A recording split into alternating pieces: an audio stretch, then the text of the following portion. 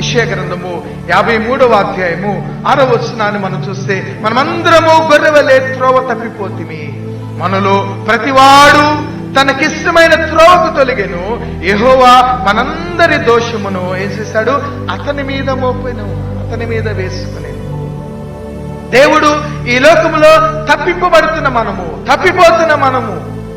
దారి తొలగిపోతున్న మనలను దేవుడు తన సన్మార్గములో నడిపించుట కొరకు యెహోవా మనందరి దోషమును అతని మీద మోపెనని వాక్యము మనకు జ్ఞాపకం చేస్తుంది. మనలందరినీ రక్షించుట కొరకు దేవుడు మనతో సంగత్యము చేయటానికి ఇష్టపడుతున్నాడు, మనతో సహవాసము చేయటానికి ఇష్టపడుతున్నాడు.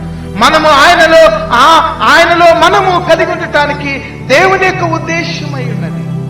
ప్రియమైనటువంటి దేవులారా, దేవుడు మనల్ని అలాగూ ఆహ్వానిస్తుంటే మనం ఇంకనూ లోక సంబంధముగా తప్పిపోతూనే